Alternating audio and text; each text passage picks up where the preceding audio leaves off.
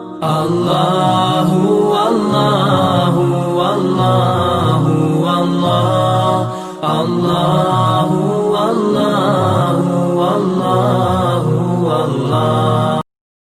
Kata Ibnu Umar radhiyallahu taala anhuma, beliau menyampaikan Rasulullah sallallahu alaihi wasallam jika bertakbir, jadi salat dimulai dengan takbir. Jika bertakbir, beliau mengangkat kedua tangannya gini, sejajar dengan bahunya, hadwa mankibaihi di sini. Jelas ya? Baik, ini bagian yang pertama, didapatkan juga di hadis Muslim nomor hadis 390. Jadi kalau Anda ingin bertakbir, ingat betul ya, sahabat saja memulai sholat keliru, kata Nabi ulangi. Jadi bukan di sini, tapi sejajar dengan bahu di sini. Jelas di sini? Baik, ini alternatif yang pertama. Yang kedua, bisa juga Anda lakukan berdasar hadis riwayat Muslim nomor hadis 391. Pelan-pelan dari Malik al-Huwairith, dari Malik bin al-Huwairith. Kata beliau, saya pernah melihat Nabi SAW mengangkat kedua telapak tangannya, yarfa'u yadaihi, kan? Yuhadhi bihima udhunaihi, mengangkat telapak tangannya sejajar dengan daun telinganya, cupingnya, sini. Jelas di sini? Pertama di sini, kedua di sini, ya. Tidak lebih tinggi, tidak juga lebih rendah. Jelas ya? Baik, pertama pelan-pelan sejajar dengan bahunya, kedua sejajar dengan daun telinga, pelan-pelan. Kemudian telapak tangan ini tidak terlampau dibuka jemarinya lebar begini, tidak juga dirapatkan begini, terulur seperti biasa menghadap ke arah kiblat. Jadi ketika Anda angkat sejajar dengan bahu begini saja, tidak terlampau dibuka begini, tidak juga dirapatkan begini, tapi terulur biasa begini. Jelas di sini? Baik, kemudian sejajar dengan daun telinga di sini. Dari mulai mengangkat begini, kita masih begini. Kemudian apa yang dilakukan setelah mengucapkan kalimat Allahu Akbar? An-Nasa'i nomor hadis 886. Terdapat juga di hadis riwayat Al-Bukhari nomor hadis 401. Lihat, saya tutup di sini. Kata Nabi, ya, disampaikan fawadha'a yadayhi, ketika mengangkat seperti ini, fawadha'a yadayhi, beliau langsung meletakkan kedua tangannya, Diperjelas di An-Nasa'i, wada'a yadahul yumna ala yadihil yusra, meletakkan telapak yang kanannya di punggung yang kirinya begini. Pelan-pelan teman-teman, nanti saya contohkan. Pelan-pelan. Kalimat hadisnya langsung. Jadi begitu diangkat begini, langsung letakkan, ya. Langsung itu kalau dalam bahasa hadis artinya tidak menghadirkan gerakan-gerakan lain. Jadi langsung, ya. Tidak ada gerakan-gerakan lain yang menyela atau menengahi, ya. Karena itu mohon izin, ya, kalau Nabi sudah contohkan sesuatu, dalilnya satu, contohnya satu, itu tandanya semua kita bisa melakukan yang sama. Jadi tidak perlu terlalu kreatif, ya. Misalnya melakukan gerakan yang lain, ya. Saya bertakbir biasanya kiri, sekarang saya pengen kanan dulu, ya. Jadi begitu Anda angkat, kanannya masukkan ke sini. Ini mohon izin, saya tidak bermaksud menyalahkan, tapi saya belum menemukan dalilnya, ya. Kami punya koleksi 1235 kitab hadis. Itu jangankan yang sahih, yang hadis palsu pun nggak ada. Di pemalsu hadis pun tidak berani memalsukan hadis ini karena sudah sangat jelas, ya.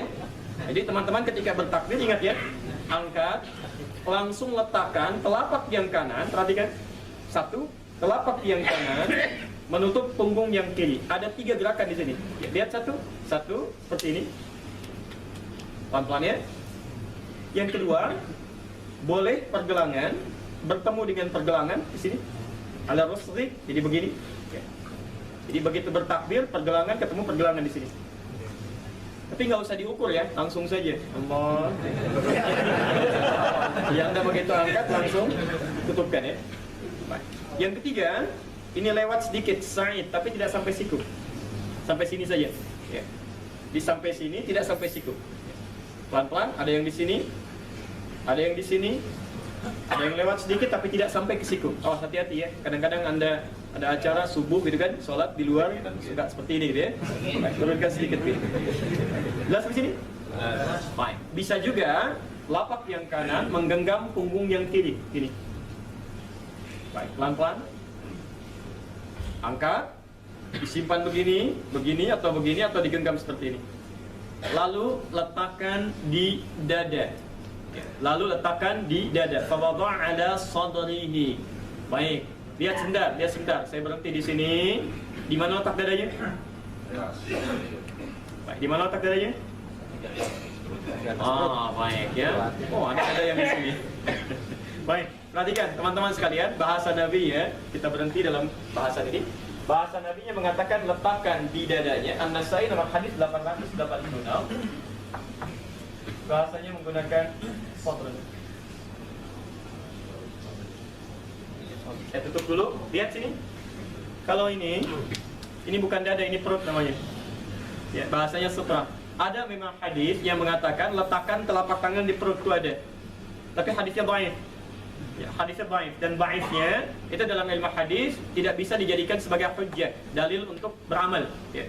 Hadisnya mungkar. Hadisnya mungkar, ya. Nah, teman-teman sekalian, hadis mungkar itu hadis yang diriwayatkan oleh orang yang sering tertuduh berbuat perilaku yang tidak pantas, sehingga hadisnya tidak diambil. Ya. Nah, jadi ini yang pertama di sini, ini kurang kuat hadisnya. Yang kedua, ini yang lebih kuat, kata Nabi letakkan di atas dada. Nah, dada itu dalam bahasa Arab itu ada dua. Ada yang bagian atas di sini. Pelan-pelan. Pernah lihat salat orang yang letakkan tangannya di sini? Ya, ini bagian atas, dada bagian atas. Ada dada yang disebut dalam bahasa Arab itu berada di rongga antara perut dengan bagian atasnya. Rongga ini yang kosong. Di sini. Ulu hati, ya. Nah, jadi di rongga ini, di atas perut sedikit, di bawah dada yang paling atas, ini yang disebut dengan sodrun. Kalau Anda letakkan di sini, ini bahasa Arabnya disebut dengan nahrun. Ya, nahara, nun, ha, dan ra. Ya. Saya boleh hapus dulu yang atas? Tenang aja ya, saya datang sendiri, langkah sendiri, tulis sendiri.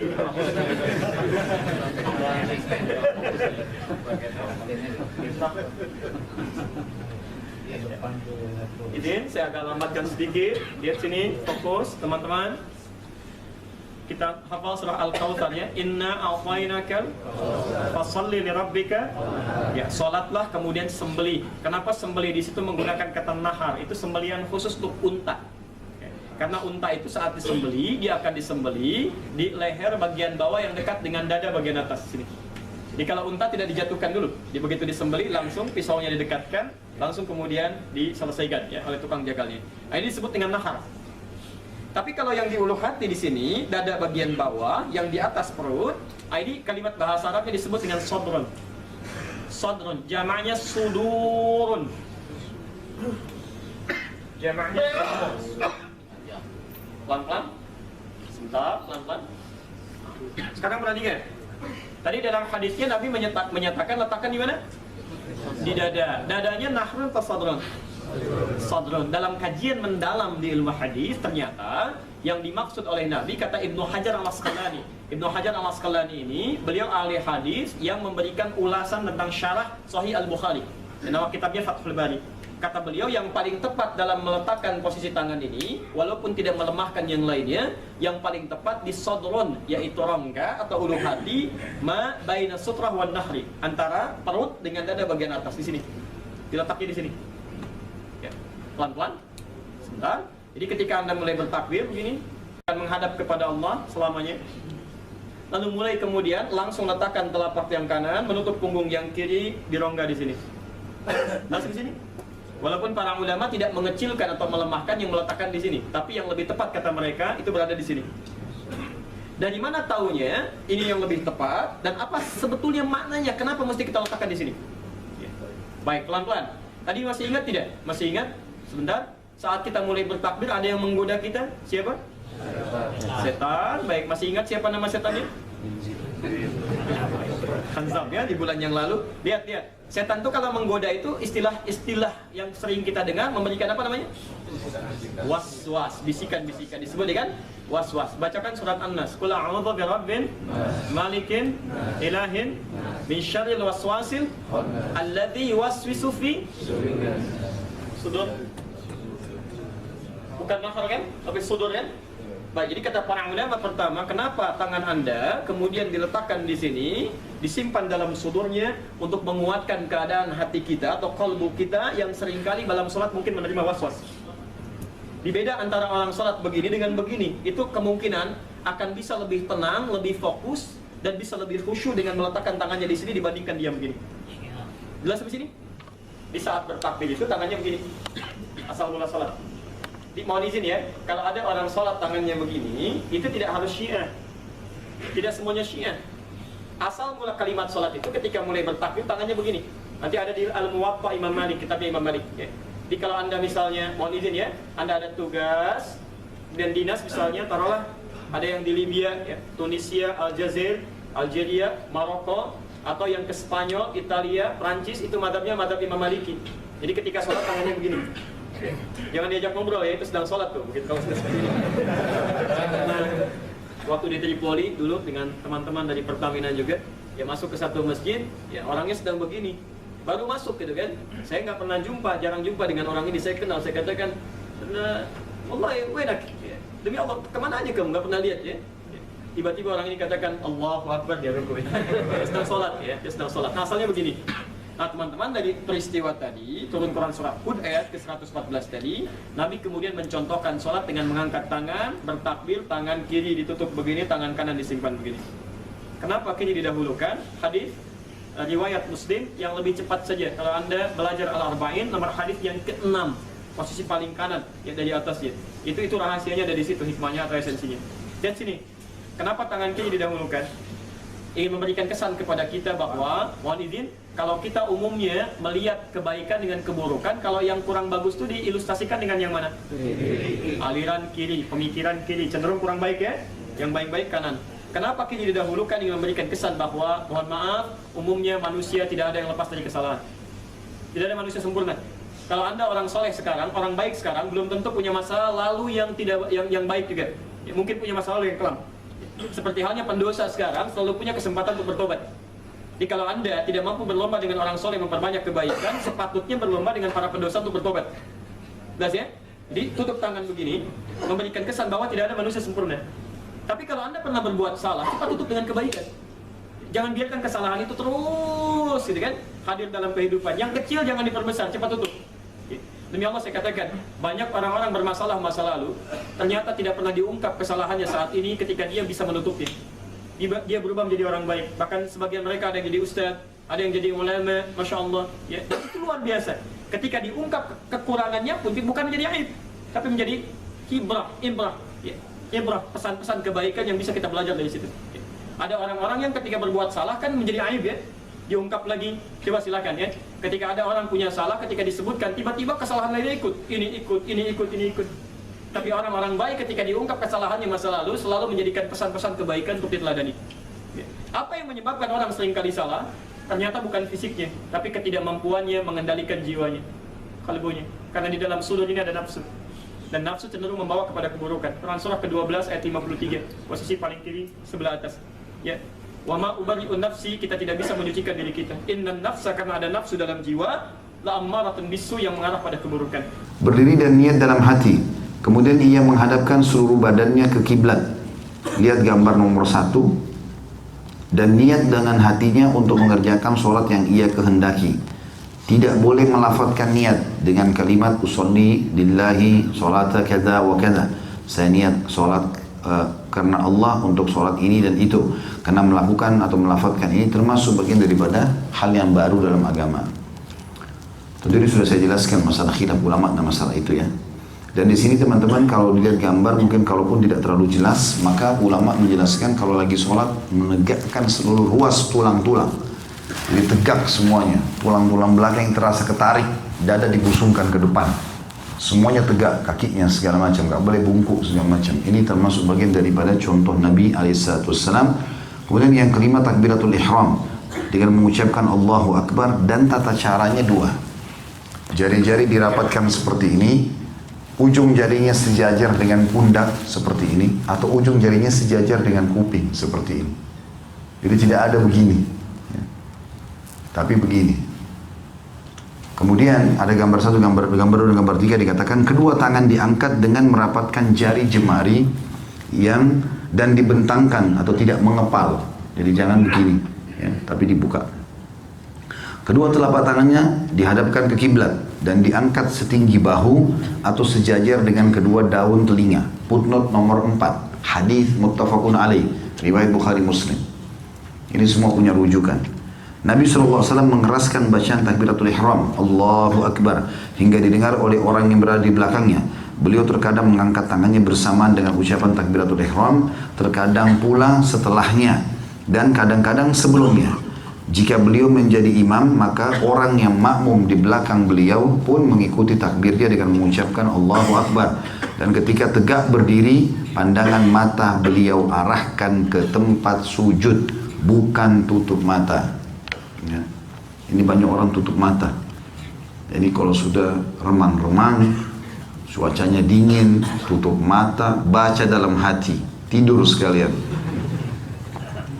Footnote nomor 5 diriwayatkan oleh Al-Baihaqi dan Al-Hakim dan beliau mensahihkannya. Jadi bisa seperti ini, letakkan tangan di dada baru bilang Allahu Akbar. Bisa juga bersamaan Allahu Akbar. Bisa juga sebelumnya, ya. Dalam arti kata Allahu Akbar. Tiga-tiganya boleh. Riwayat dari Nabi alaihi salatu wassalam. Tapi yang sangat dianjurkan oleh para ulama, terutama kalau jadi imam, adalah gerakan dulu baru ucapan, agar makmum tidak mendahului imam, karena ada ancaman kalau makmum mendahului imam. Ya, Nabi SAW mengancam, mengatakan dalam hadis sahih, siapapun yang mendahului imamnya, maka bisa saja Allah mengubah kepalanya menjadi kepala keledai. Ancaman yang sangat berat, bisa dikutuk oleh Allah SWT. Nah, cara supaya imam tidak didahului adalah imam mengatakan misal Allahu Akbar. Rukuk juga begitu, dia rukuk dulu baru Allahu Akbar. Dia bangun, sudah bangun sendiri, sudah rapi semuanya, baru dia mengatakan Sami Allahu liman hamidah. Dia sujud dulu. Setelah dia sujud, dalam kondisi sujud baru dia mengatakan Allahu Akbar. Begitu seterusnya, supaya makmumnya tidak mendahului dia. Tapi pilihan tadi kalau antum sholat sendiri. Kemudian ada yang perlu diperhatikan, bahwasanya posisi letak tangan di gambar nomor 4 dan nomor 5. Setelah kita takbir Allahu Akbar atau Allahu Akbar di ujung kuping atau di pundak, ya, sejajar dengan ini kita tegakkan.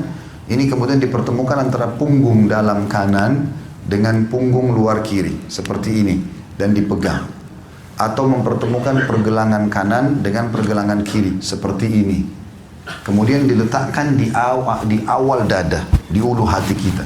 Allahu Akbar begini, atau Allahu Akbar begini, ya. Jadi bukan seperti ini. Ada orang begini, ya. Allahu alam dari mana ajarannya ini, tapi ada orang begitu, ada orang begini, ya. Riwayat yang sahih adalah diletakkan di awal dada atau di ulu hati seperti ini. Dan coba teman-teman praktikin, subhanallah. Tata cara yang benar ini membantu pada kehusyuan. Akan beda orang Allahu Akbar di sini dengan Allahu Akbar orang di sini, misalnya. Ya, akan ada perbedaan. Coba nanti kalau dipraktikin terasa berbeda dari gerakan tersebut dalam bab kehusyuan juga. Di situ dikatakan ada di gambar di bawah gambar nomor 5, perhatikan, meletakkan telapak tangan kanan di atas telapak tangan kiri atau menggenggam pergelangan tangan kiri dengan tangan kanan dan meletakkan kedua tangan atau bersedekap di dada. Tumit antum buka. Bukan itunya dirapatkan, tumitnya dibuka. Bukan, dibuka. Afwan. Ya, ini dibuka. Nah, seperti itu. Jadi kalau lagi ngatur shaf, kakinya jangan seperti kipas begini ya. Tetapi ini tumitnya dibuka dan ukuran standar pundak ini ukuran standar ya. Maka telapak kaki antum buka seukuran itu saja. Tidak usah masuk ke shaf orang di sebelah. Ya. Ini serius memang, karena kadang-kadang ada orang badannya kecil, kakinya besar gitu kan. Atau dia ikuti sejadahnya. Nah, ini manfaatnya kalau kaki rapat begini, otomatis betis juga ketemu, pundak pun ketemu. Ini yang masuk dalam hadis Nabi SAW. Siapa yang sholat seperti ini tidak akan dimasuki oleh syaitan di antara safnya. Sebagaimana Nabi SAW mengatakan, rapatkan dan luruskan saf kalian, jangan buat ada celah buat syaitan. Karena kalau dia ada, dia akan mengganggu sholat. Oke? Sekarang antum balik ke sana, balik ke teman-teman supaya dilihat tata cara sholatnya. Coba takbir Allahu Akbar seperti yang kita sudah pelajari.